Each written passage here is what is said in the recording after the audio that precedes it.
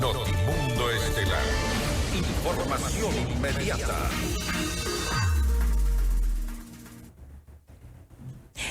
Nos acompaña a esta hora el economista Julio José Prado, exministro de Producción. Economista Prado, muy buenas tardes todavía. Gracias por acompañarnos. Le saluda María del Carmen Álvarez.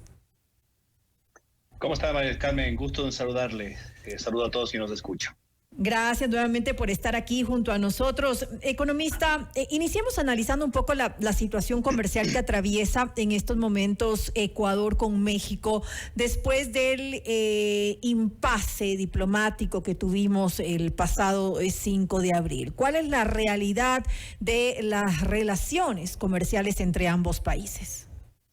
A ver, pongámoslo en contexto, ¿no es cierto? Ecuador con México tenemos una balanza comercial deficitaria. Nosotros le exportamos a México cerca de 200 millones de dólares el año pasado, en todo el año 2023, y le importamos un poquito más de 700 millones de dólares. Hay una desbalance de casi 500 millones si sumamos y restamos el uno del otro.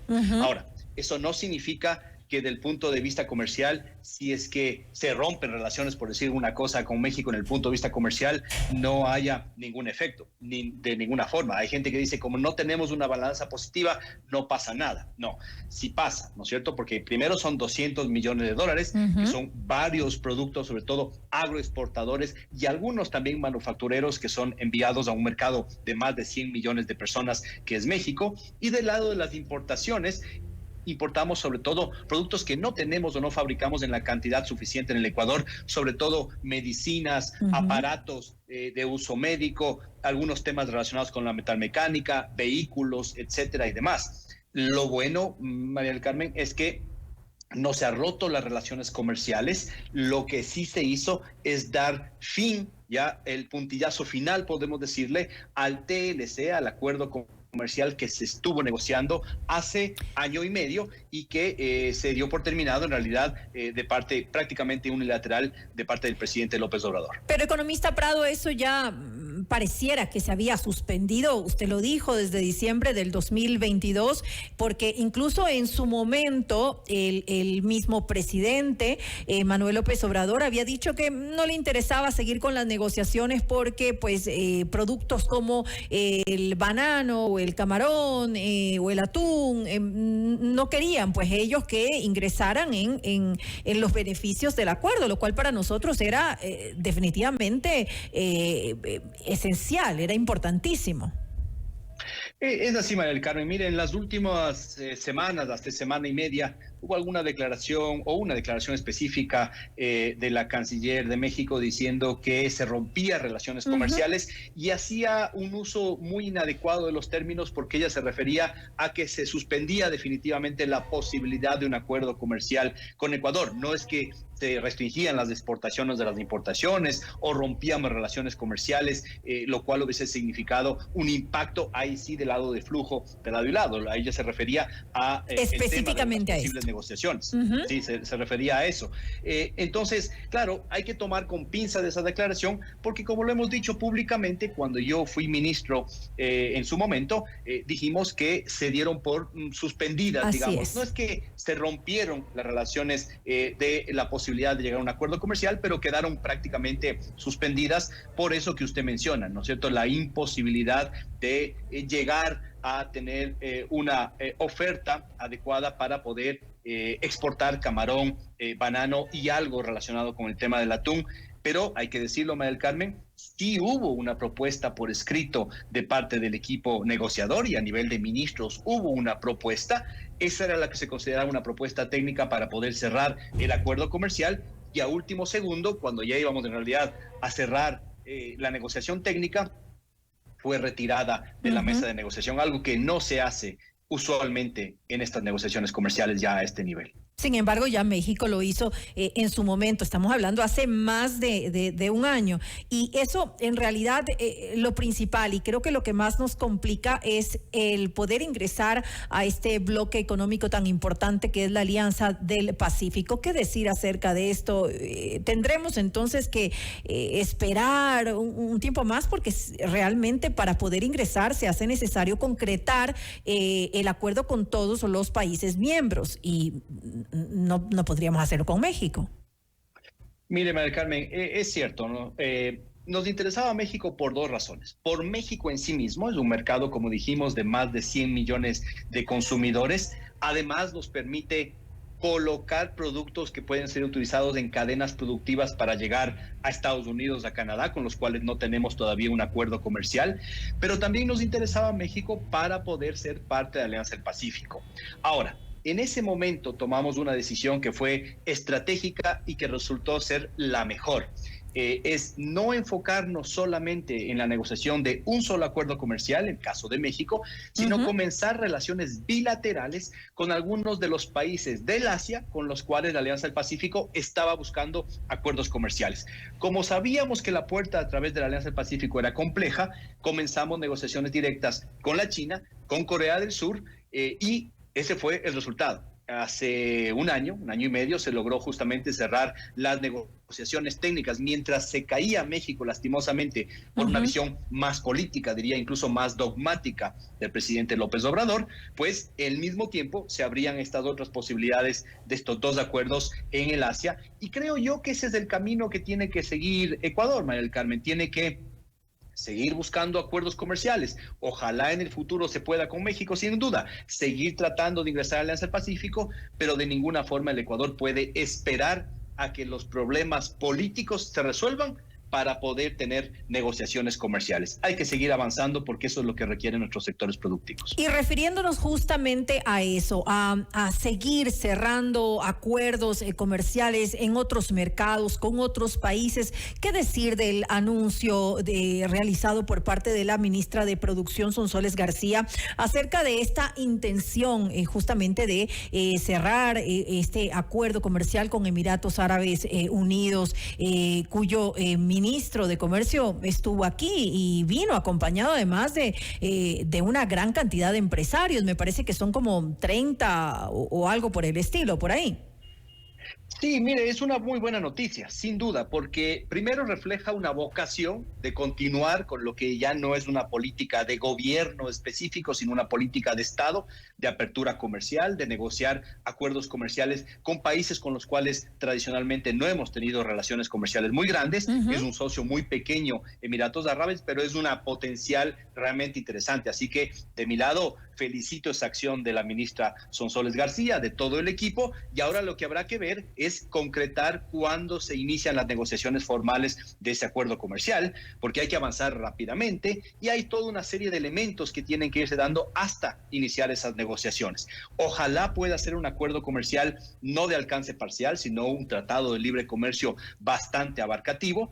Pero hay que tener en cuenta un tema, y en línea con la entrevista anterior y con el tema de la coyuntura de lo que sucedió el día de ayer en la consulta, los acuerdos comerciales que se negocien de aquí en adelante, lastimosamente, no van a poder tener cláusulas de arbitraje o capítulos muy extensos y muy profundos del tema de acuerdos relacionados con la protección de inversiones, que son los que querían negociarse con, por ejemplo, Canadá, ¿no es cierto? Que nosotros estuvimos trabajando en el gobierno anterior para poder iniciar esas negociaciones, y ya comenzará este gobierno, la ministra Sonsoles García y todo el equipo, la negociación formal en los próximos meses, o también con otras economías como el caso de Singapur en el futuro, o evidentemente los Emiratos Árabes, o cualquier otro acuerdo comercial que pueda darse, pues no podrá incluir lastimosamente temas de acuerdos relacionados con las inversiones, porque ha sido rechazada esa pregunta en la consulta popular. Ahora, para cerrar un poco el tema específicamente de este acuerdo, de la posibilidad de cerrar este acuerdo comercial con Emiratos Árabes Unidos, hablábamos de que es un mercado pequeño. Sin embargo, yo tengo una cifra y en el 2023 se exportaron más de 600 millones de dólares, lo cual para Ecuador es una cantidad bastante grande, es mucho más que lo que se exporta a México. Sí, no, sí, sin duda. Es un mercado que tiene un potencial muy grande. Mire, lo que le hemos exportado el dato que usted da es exacto, son 600 millones de dólares, lo cual es muy interesante.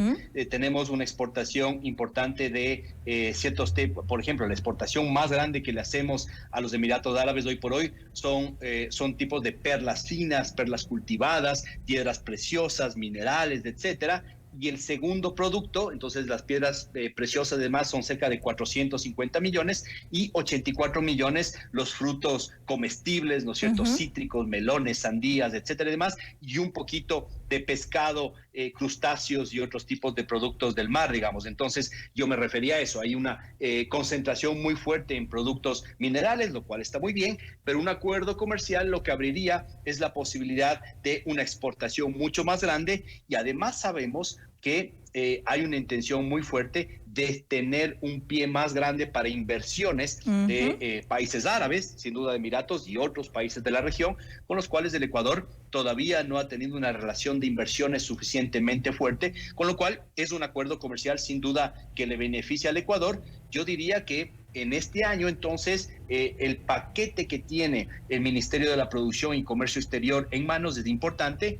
Cerrar definitivamente, ya solo falta la firma del acuerdo comercial con Corea, que ya se negoció el año pasado, importante que eso no quede rezagado.